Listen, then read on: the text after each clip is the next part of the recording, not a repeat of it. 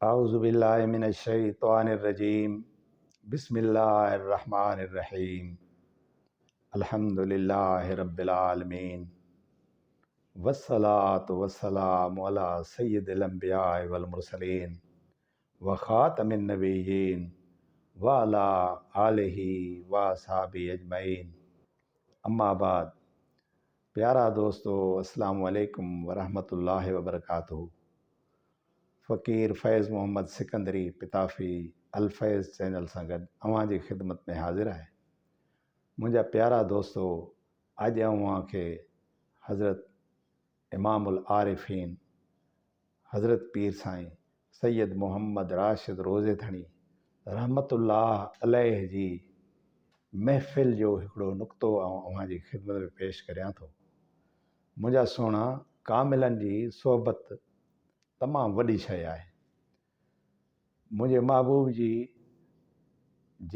महबूब जा जेके मुर्शिद करीम जा जेके बि नुक़्ता आहिनि, उहो न फ़क़ति संदन मुरीदनि लाइ आहिनि, पर हर उन शख़्स जे लाइ कारआमद आहिनि, हर उन शख़्स जे लाइ रहनुमा आहिनि, रहनुमाई आहिनि, उन जे लाइ बसीरत आहिनि, जेको मुंहिंजो आका इनामदार सल्लल्लाहु अलैहि वसल्लम जो आशिक़ आहे, जेको कलमा गो आहे, जेको मुसलमान आहे, जेको हक़ीक़ी मुसलमान आहे, उन जे लाइ ही रहनुमाई आहे।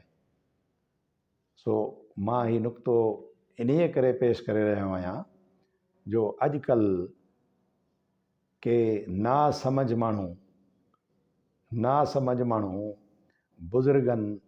बुज़ुर्गनि खे पंहिंजे ख़्याल मुताबिक़ कुझु उन्हनि जी गुफ़्तगू उन्हनि जे बारे में कुझु दुरुस्त न आहे। सो आऊं मुर्शिद करीम जो ही जेको नुक़्तो आहे उहो अव्हां खे ॿुधायां थो, फ़क़ति इस्लाह जे ख़ातिर। त अव्हां ॿुधंदा, अव्हां खे ख़ुशी थींदी। उमेद त अव्हां खे बुज़ुर्गनि जी, अलाह जे बानहनि जी, कामिलनि जी तव्हां खे हक़ीक़त मालूम थींदी त उन्हनि जो अदब ऐं एहतराम केतिरो आहे। सो हज़रत पीर साईं सैयद मोहम्मद राशिद रोज़ेथणी रहमतुल्लाह अलैह जी ख़िदमत मुबारक में हिकिड़े दफ़े महफ़िल हुई। उन महफ़िल में हिकिड़े फ़क़ीर सिंध जे इंतिहाई क़ाबिल एहतराम ऐं बुज़ुर्ग हस्ती, बरख आलिम, आशिक़ रसूल हज़रत मखदूम मोहम्मद हाशिम ठटवी रहमतुल्लाह अलैह जो नालो मुबारक ईअं सादे नमूने सां खयो। जीअं उहो सादे नमूने सां नालो खयो, तीअं मुंहिंजे मुर्शिद करीम खे उहे ॿुधंदे लफ़्ज़ जोश बि आयो ऐं पाण उन फ़क़ीर खे तंबीहन फरमायाऊं त ख़बरदार, अल्लाह जे वलियनि ऐं कामिलनि जो नालो अदब सां खणंदा कयो।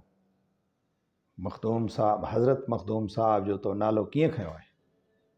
पोइ पाण उन शख़्स खे ॿुधायऊं, मलफ़ूज़ा शरीफ़ में लिखियलु आहे। पाण फरमायऊं त हीअं नालो वठंदा कयो बुज़ुर्गनि जो, हज़रत मखदूम मोहम्मद हाशिम ठटवी रहमतुल्लाह अलैह। उन खां पोइ हिते मुंहिंजे मुर्शिद साईं फरमायो त बाबा, बेअदब जेको आहे उहो बेफ़ैज़ आहे ऐं अदब वारो जेको आहे उहो बाफ़ैज़ आहे। इन जे करे हर बुज़ुर्ग जी इज़त करियो। हर बुज़ुर्ग जो नालो इज़त ऐं मान सां, एहतराम सां वठो। चाहे हू मौजूदु आहे त बि उनजो अदब ऐं एहतराम करियो, चाहे मौजूदु न आहे तॾहिं बि अदब ऐं एहतराम कयो।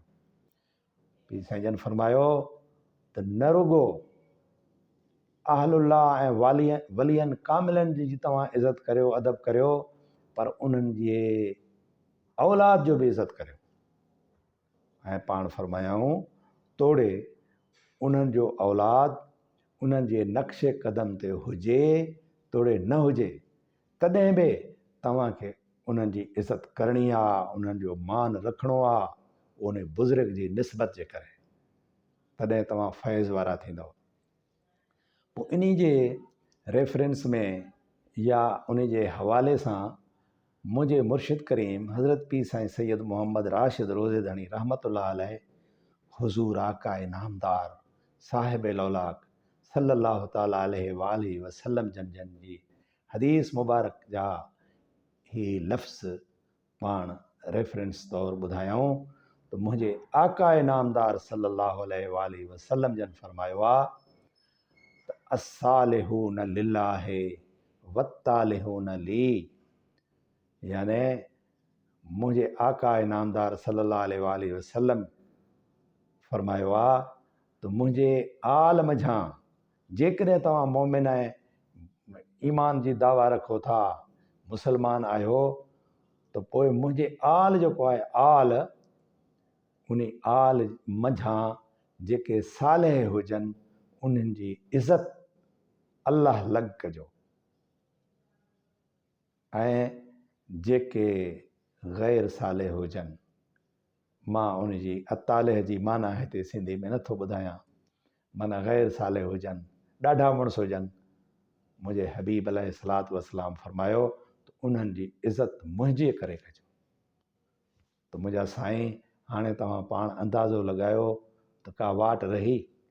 इन्हीअ करे हज़रत मुर्शिद करीम हज़रत पी साईं सैयद मोहम्मद राशिद रोज़ेदानी ख़ुसूसन पंहिंजी जमायत खे इहा तंबीह कई आहे त तव्हां जेके बि अलाह जा बाना आहिनि सचा, उन्हनि अलाह जे बाननि जी इज़त कयो, उन्हनि जा नाला एतिराम सां वठो, उन्हनि जी त इज़त कयो पर उन्हनि जे औलाद जी बि कयो। बाक़ी जेकॾहिं उन्हनि जो औलाद कहिड़े बि तरीक़े सां आहे, कीअं बि आहे, उहो उन्हनि जो मामिलो तव्हां उन्हनि अलाह सां ते छॾियो। मतिलबु तव्हां पंहिंजे अदब ऐं एतिराम सां रहो। इनशा अल्लाह ताला तव्हां जॾहिं तव्हां अदब ऐं एतिराम सां रहंदव, सभिनी जी इज़त कंदव, त इनशा अल्लाह ताला तव्हां फैज़ वारा लिखिया वेंदव ऐं ग़ैब जे तरफ़ां, अलाह सां जे तरफ़ां, मदनी सरदार जे तरफ़ां तव्हांखे भलाई पहुचंदी। ऐं जेको फ़र्ज़ु कयो कंहिं ॿिए अंदाज़ सां या बुराई या कंहिं ॿिए अंदाज़ सां तव्हां सां को पेश थो अचे, त उन जी सज़ा ऐं जज़ा मुंहिंजे रब करीम जे हवाले करियो। यानी वाह फ़व्विदु अमरी इलल्लाह इन्नल्लाह बसीरुम बिल इबाद, यानी तव्हां इहो चओ त मां पंहिंजा मामला अलाह साईं जे हवाले करे छॾिया आहिनि। हाणे अलाह साईं ॼाणे, अलाह साईं जा बाना ॼाणे। मुंहिंजा दोस्तो, उमेदु आहे मुंहिंजो हीउ अर्ज़ु, मुंहिंजी हीअ जेका गुज़ारिश आहे, या हीउ नुक़्तो तव्हांखे मुंहिंजे महबूबनि जो ॿुधायो आहे, अव्हांखे पसंदि ईंदो ऐं अव्हां मिस्कीन खे हिन मिस्कीन पंहिंजे दुआउनि सां यादि रखंदा ऐं मुंहिंजो चैनल सब्सक्राइब कंदा, लाइक कंदा, दोस्तनि सां शेयर कंदा। वमा अलैना इल्लल बलागुल मुबीन।